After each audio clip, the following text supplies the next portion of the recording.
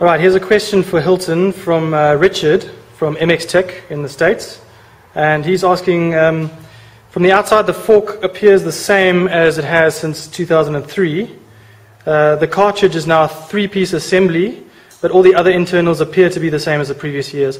What are the changes in the design, and what are the advantages of those changes to the 2009 fork that you put together? Okay, look, in 2003, the fork was still pretty crude. It was one of the first upside downs. What happened is we had a 14mm spindle originally. Then in 2007 we went to a 12mm spindle, which it reduces the amount of oil flowing over the base valve as the fork compresses. So we found advantages with this. Just it's easier to control the damping when we had less oil flowing over the base valve. We still use the same piston on the base valve, but obviously with the smaller spindle it changed the amount of oil flow. Then we did a lot of work with the inner and outer tubes from sort of 2006 up, with different contours on the outer tube and inner tube, what we call harmonic bending, which allowed the fork to flex, I wouldn't say differently, but it allowed it to flex more efficiently without putting as much pressure on the bushes. So in other words, the inner tube and outer tube would flex harmonically, so to speak, and in this way we reduced a lot of friction on the fork. In 2008 we also changed the bearing seat to a slightly more convex shape, just to allow more movement of the bearing. As the fork flexed, it allowed the bearing to move with the fork inner tube, also reducing friction.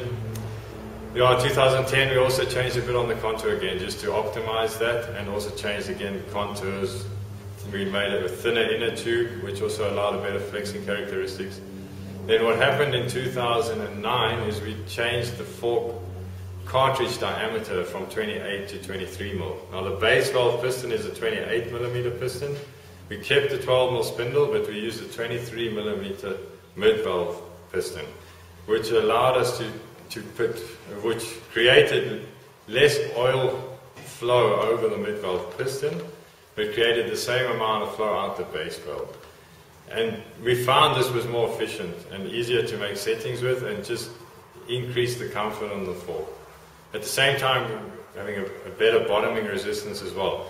Whereas before, we would always get a situation where, we'd have a very comfortable fork where we tend to bottom. With the 23-28 design, we found that comfort improved, and bottoming resistance and progressivity of the fork also improved. And this, it's really hard to say exactly the principles, but it seemed that with the less oil flowing over the mid-valve and the same amount over the base valve, it created a better feeling on the fork, a better, how can I say, progression, a better comfort, and allowed, it was also easier in the field, we found, to make setups. We'd make changes and we'd feel a better difference than before. Fork is a result of more of an evolution than a revolution in terms of the design of the fork, I think it always is, we're learning all the time, even at factory level. I think if you look at all the fork contours today and bearing seats and flow dynamics, they're not huge differences. We all sort of work in the same direction, and I don't think there's been a huge, how can I say, breakthrough in technology. I think a telescopic fork anyway, in theory, is not the optimum system, but it's still used today in all forms of motorcycle racing. So maybe in the future we see some type of electronic damping or more rigid front ends which go away from telescopic fork systems, but I don't think we're ready for that yet. The theory obviously points in other directions, but in practice we're still finding that the system we use, the telescopic fork, has the best results. Otherwise MotoGP would be riding with a different system, obviously, and yeah, it's functioning well for us still.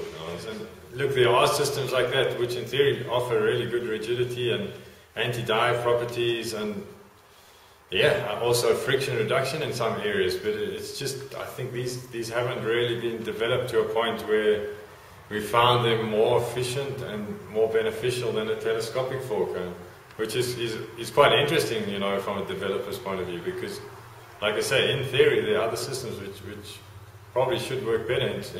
Actually you want the most rigid fork you can get, in theory, with as little friction as possible, but we just haven't really the frame technology yet, and technology in other areas where this theory is giving us the desired results. We're still getting better results with telescopic fork.